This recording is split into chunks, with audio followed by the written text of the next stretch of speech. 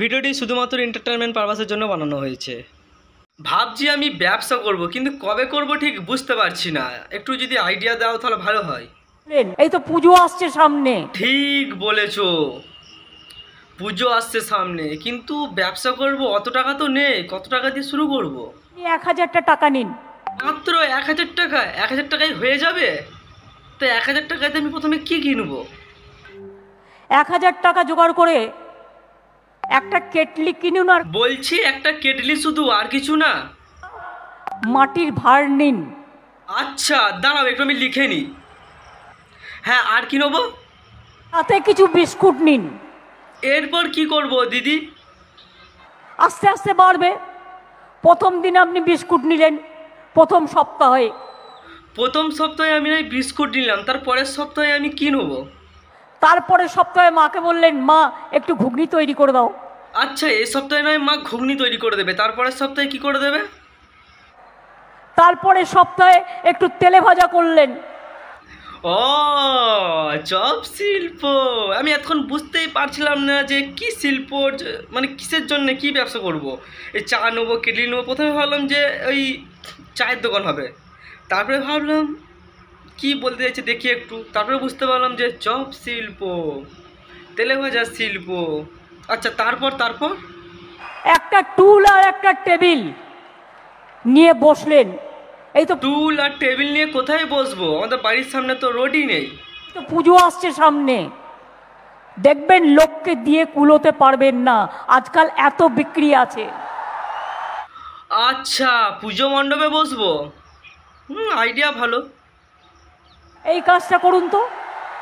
হ্যাঁ দিদি, এই কাজটা করবো করবো করবো করবো করবো। বলছি দিদি, আমার ভাই না চপ শিল্প করবে বলছে, ওকে একটু বলো তো কিভাবে করবে।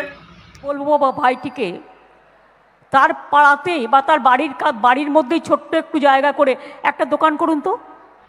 হ্যাঁ দিদি, আমি পচাকে বলছি দোকান করতে, কিন্তু পচা বলছে যদি কেউ না আসে, কাস্টমার যদি না আসে। দেখবেন প্রথমে একজন আসবে, তারপরে দুজন আসবে, ক্রমে ক্রমে সেই বার্তা রটে গেল গ্রামে। এবার সবাই আসতে শুরু করবে।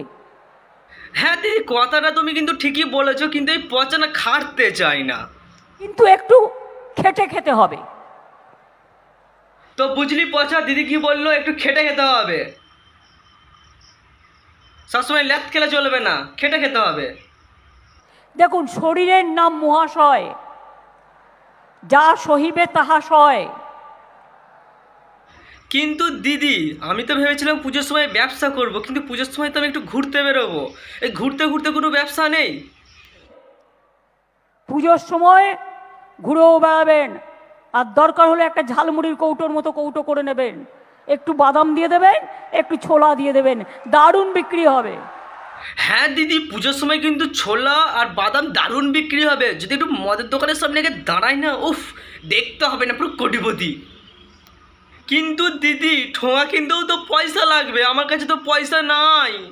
গ্রামে গ্রামে দেখবেন কত পাতা আছে, কেন্দু পাতা নয়, বড় বড় পাতা আছে। সেই পাতাগুলো অনেকটা তাল পাতা টাইপের দেখতে, ওইগুলোকে একটা কাঠি গুজে নিলেই একটা ঠোঙা হয়ে গেল, পয়সা দিয়ে কিনতেও হলো না। হ্যাঁ দিদি, আমাদের এখানে ওই কিসব পাতা বলেন, ওইসব পাতা নেই। আমাদের এখানে কচু পাতা আছে, বড় বড় কচু পাতা। ওই কচু পাতাতেই একটা করে কাঠি গুঁজো দেবো, একটা ঠোঙা মতো হয়ে যাবে। হেভি চলবে কিন্তু। আমি কচু পাতাই দেবো। বলছি দিদি, পচা যে বলছে আমি যে পড়াশোনা করে যদি 12 বাজার বিক্রি করি, তাহলে তো পাড়ার লোকে কেমন বলবে। হবে। আর আজকে যে বলবে, ও মা তুই এটা করছিস, বলবি হ্যাঁ গো, এটা করেই আমি কোটিপতি হব। হ্যাঁ দিদি, আমি এটা করেই কোটিপতি হব।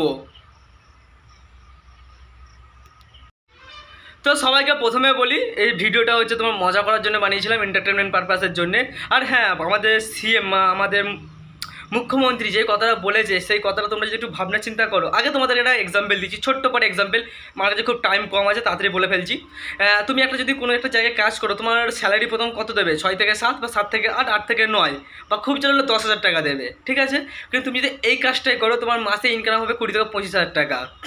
একটু তুমি ক্যালকুলেশন করে দেখে নিতে পারো। হ্যাঁ, এটা শুনতে যতটা খারাপ, কিন্তু ততটা খারাপ নেই। এই কাজগুলো কিন্তু ডিমান্ড প্রচুর আছে মার্কেটে। মার্কেটে তোমার একজনকার যদি ফুচকাওয়ালালি বলি, তো সে পার ডে 900 থেকে 800 টাকা কামাচ্ছে। বা কোনো দিন 1200-1300 টাকা কামিয়ে নিচ্ছে। পুজোর সময় তার আরও বাড়বে। এবার তুমি একটু ভাবো, যদি 1000 টাকা রোজ হয়, তাহলে 30 দিনে কত হচ্ছে? 30,000 টাকা। একটা টোটোওয়ালা, সে যদি টোটো চালায়, সে রোজ বাড়ি নিয়ে যাচ্ছে 700 টাকা 800 টাকা, তাহলে তোর কত হচ্ছে? 20,000-এর ওপর, 25,000-এর আপ পড়ে যাচ্ছে। আর এই যে 12 ভাজা, এরাও কিন্তু ডেলি 300 থেকে 400 টাকা কামাচ্ছে।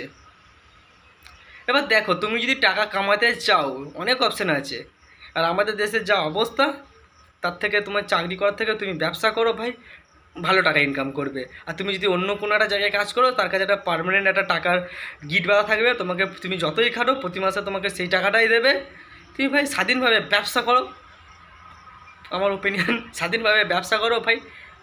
টাকা বাড়বে কমবে, টাকা বাড়বে কমবে, নিজে খুশিতে থাকবে, আনন্দে থাকবে। তো চলো, টাটা, জয় হিন্দ।